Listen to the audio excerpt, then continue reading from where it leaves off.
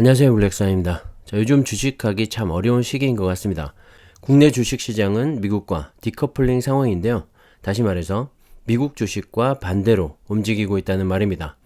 미국 주식시장은 3대 지수 모두 또다시 신고가를 달성하면서 이 국내 주식시장과는 전혀 다른 분위기를 만들어내고 있죠. 그에 반해서 국내 주식시장은 여전히 찬바람이 쌩쌩 불고 있습니다. 몇몇 개별 종목들이 등락을 반복하면서 힘을 내고는 있지만 이 국내 주식시장은 여전히 어려운 상황입니다. 개인 투자자분들이 국내 주식에만 올인을 하고 있다면 최근에 정말 재미없고 지루할 거라고 생각을 합니다. 특히 투자금을 잃지 않았으면 다행인데 국내 개별 종목 투자는 최근에 수익 내기가 너무나 어렵죠. 아무튼 다들 힘내시고요. 제가 항상 말씀드리고 있지만 국내 주식보다는 미국 주식에 투자하시기를 다시 한번 추천드립니다. 미국도 이런저런 이슈들로 조정을 좀 받긴 했지만 또 이렇게 사상 최고치를 경신하면서 달려가고 있죠. 역사적으로 봐도 그렇고 앞으로도 그렇게 움직일 거고요. 단기간에 부자가 되기는 결코 쉽지가 않습니다. 욕심을 조금 내려놓고 중장기적인 안목으로 천천히 가지만 이 안정적이면서 꾸준히 상승해 나가는 미국 주식에 투자해 보시면 어떨까 하는 생각을 하고요. S&P 500과 나스닥 100 그리고 필라델피아 반도체 지수와 같은 이 지수 추종 ETF 투자를 다시 한번 추천드립니다. 특히 S&P 500 지수 내 기업들의 절반이 실적 발표를 했는데 그 중에서 80%가 어닝 서프라이즈를 보여주고 있습니다.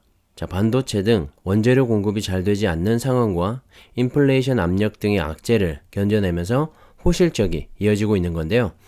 왜 미국에 투자를 해야 하고 미국 주식을 해야 하는지 정말 여실하게 보여주고 있지 않나 생각을 합니다. 미국의 3대 지수죠. 다우지수와 S&P 500 그리고 나스닥 지수까지 모두 사상 최고치를 경신했는데요. 특히 장 막판으로 갈수록 힘을 내면서 지수 상승을 이끌었습니다. 애플과 아마존, 스타벅스 등의 실적 부진 속에도 테슬라를 필두로 마이크로소프트, 엔비디아, 쉐브론 등이 상승을 하면서 3대 지수 모두 신고가를 경신했죠. 다우지수는 0.25% 상승했고 S&P 500 지수는 0.19% 상승, 그리고 기술주 중심의 나스닥 지수도 0.33% 상승으로 마감을 했는데요.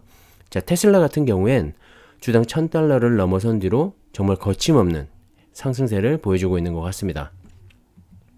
최근에 전기차의 판매 호조와 함께 앞으로의 성장성을 더욱더 인정을 받으면서 목표 주가도 상향되고 있는데 앞으로 테슬라의 주가가 또 얼마까지 내려갈지 지켜보는 것도 한 가지 포인트가 될 것 같습니다.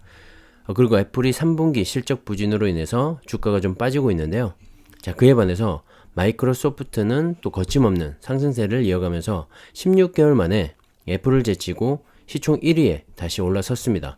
애플은 최근에 코로나로 인해서 부품 수급에 문제가 생겼고 판매 부진으로 이어지면서 3분기 실적이 주춤했는데요. 마이크로소프트는 클라우드를 기반으로 한 서비스 수요가 확대가 되면서 이 코로나에 수혜를 입었다고 볼 수가 있죠. 이렇게 코로나 하나로 시총 1, 2위 기업의 시총 순위가 바뀌게 되었습니다. 하지만 또 언제 이 시총 순위는 뒤바뀌게 될지 모르는 상황이어서 시총 1위부터 10위 사이의 업체들은 모두 눈여겨볼 필요가 있을 것 같습니다. 최근에 좀 주춤하고 있긴 하지만 사명을 메타로 바꾼 페이스북의 잠재력도 무시할 수가 없고요. 구글과 아마존 그리고 최근에 급부상 중인 엔비디아까지 어느 기업 하나 소홀히 볼만한 기업은 없는 것 같습니다. 그래서 제가 자주 말씀드리는 타이거 미국 테크 탑10이 개인적으로는 너무나 좋은 ETF인 것 같고요. 시총 1위부터 10위 사이에 개별 종목에 투자를 하셔도 상관은 없지만 10개 기업 모두에 투자를 하면서 특히 1위부터 5위 사이에 빅테크 기업에는 80%의 높은 비중으로 투자를 할 수가 있기 때문에 더 매력적이지 않나 생각을 합니다. 그리고 리밸런싱을 통해서 아무리 좋은 10위권 내 기업들이지만 뒤처지게 되면 빠지고 더 좋은 기업으로 채워지기 때문에 좀 더 안정적이면서 높은 수익을 기대해 볼 만한 ETF라고 생각을 합니다. 참고하시면 좋을 것 같고요. 이번 주에 빅 이벤트가 있죠. 바로 FOMC 회의가 11월 2일과 3일에 걸쳐서 있는데요. 테이퍼링을 발표하게 될지 시장은 주목을 하고 있습니다.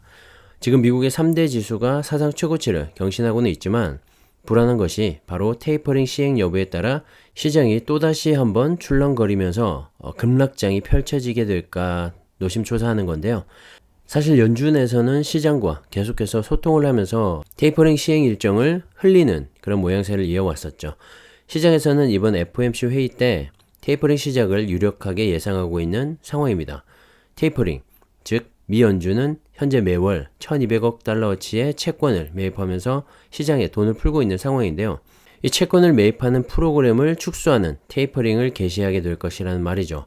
자, 그렇게 되면 시장에 풍부한 유동성이 줄어들게 되고 결국엔 금리 인상까지 이어지게 되기 때문에 주식과 같은 위험 자산의 선호도는 떨어지게 됩니다. 자, 주가에 안 좋은 영향을 미치겠죠. 자, 그래서 시장은 FOMC 회의 결과에 주목을 하고 있는 건데요. 사실 테이퍼링은 시작된다고 봐도 무방합니다. 시장에서도 어느 정도 이미 인지를 하고 있는 부분이라 큰 영향은 없을 것 같은데, 자, 중요한 건 테이퍼링의 강도죠. 생각보다 빨리 이 테이퍼링을 끝내게 될지의 여부인데요. 왜냐하면 금리 인상과 연결되어 있기 때문입니다. 최근에 물가 상승 압박이 거세지고 있기 때문에 조기 금리 인상에 대한 우려가 여기저기서 나오고 있는 상황이죠. 하지만 테이퍼링과 금리 인상이 주는 시장의 충격은 차원이 다르기 때문에 이번 FOMC 회의에선 테이퍼링을 끝내는 시점, 그러니까 속도가 되겠죠. 얼마나 빨리 이 자산 매입 축소를 끝낼 것인지 여부와 함께 이 조기 금리 인상에 대해 어떠한 뉘앙스를 풍기게 될런지를 유심히 지켜볼 필요가 있을 것 같습니다. 자, 그래서 미국 증시는 사상 최고치를 달리고 있지만 여전히 불안한 이유이고요. 하지만 국내 증시와 비교해보면 여전히 안정적이면서 투자할 맛이 나는 그런 시장이기 때문에 불안한 이 국내 주식 시장보다는 미국 주식에 투자하시기를 다시 한번 추천드립니다. 이런저런 불안 요소들이 있다고 해도 역사적으로 계속해서 우상향해 오고 있기 때문에 중장기 투자는 여전히 매력적이라고 생각을 합니다. 자, 미국 주식 얘기만 해서 국내 2차 전지는 어떻게 되는 건가 하고 궁금해 하시는 분들이 많을 것 같은데요. 제 개인적인 생각을 말씀드리자면 중장기 투자 시 여전히 매력적이다라고 말씀을 드릴 수 있을 것 같습니다.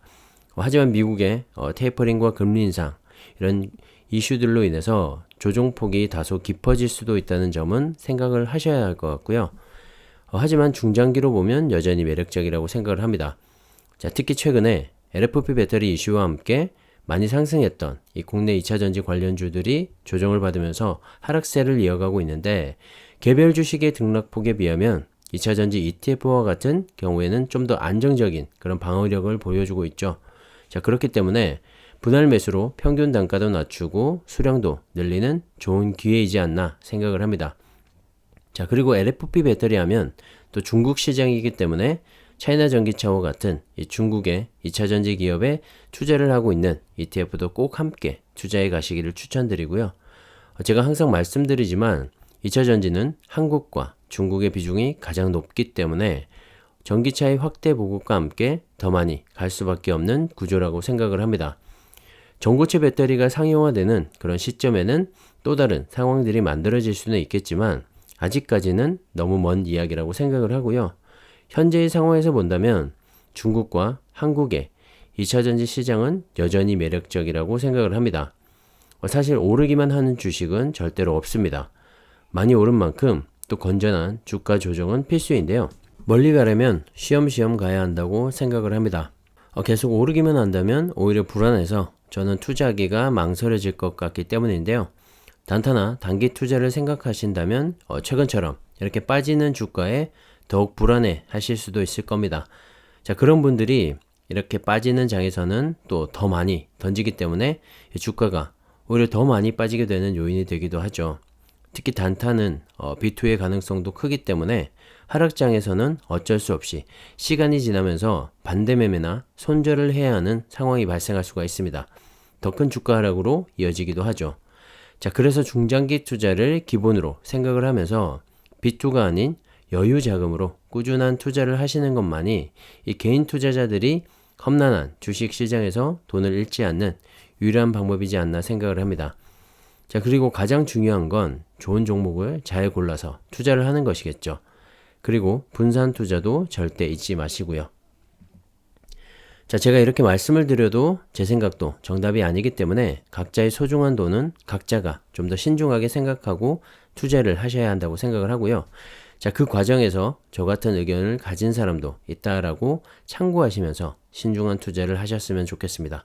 전기차 관련해서 한 가지만 더 말씀을 드리자면 이 중국의 중저가 배터리인 LFP 배터리와 국내의 하이니켈로 불리는 상대적으로 고가이면서 오래 달릴 수 있는 배터리가 있는데요. 현재 전기차라는 시장이 확대가 되면서 그 속에서 좀 더 세분화되어지고 있는 과정이라고 생각하시면 좋을 것 같고, 모든 배터리가 LFP 배터리처럼 싸지만 주행거리가 짧은 모델로 바뀌게 되지는 않습니다. 서열 정리가 이루어지고 있는 것 같다는 생각이 들고요. 그리고 국내 배터리 기업들의 얘기를 들어봐도 비싼 3원계 배터리도 재료의 비율을 조절해서 성능을 바꿀 수도 있다고 합니다. 자, 매장량이 풍부하고 저렴한 망간의 이 비중을 높여서 주행거리는 짧지만 단가는 낮은 하이망간 양극재를 포스코 케미칼에서 만들 수 있다고 언급을 했고, 에코프로 BM 역시 하이망간 기술을 가지고 있다고 합니다. SK온과 LG에너지솔루션 등도 LFP 배터리 생산을 검토하고 있고, 양극재 업체인 LNF 역시 리튬 인산철의 양극재 개발 완료 이력이 있다고 밝히기도 했죠. 자, 어쨌든 이렇게 전기차와 2차전지라는 산업의 이 구조적인 성장기를 맞아서 아직까지 자리 잡히지 않은 것들이 정리가 되고 있다는 생각이 들고요. 자, 미국 시장에서 전기차의 본격적인 성장이 시작이 되면 함께하고 있는 국내 2차전지 기업들의 성장은 불보듯 뻔한 결과라고 생각을 합니다. 자, 미국의 테이퍼링과 금리 인상 이슈로 불안한 시장이긴 한데요. 항상 큰 수익은 이렇게 불안한 시장에서 만들어지기도 합니다. 불안해서 던지느냐 아니면 오히려 저가 매수의 기회로 삼느냐, 여러분의 선택은 어떤 것인가요? 모두 성공 투자하시기를 바라겠습니다. 자, 오늘은 여기까지 하겠습니다. 감사합니다.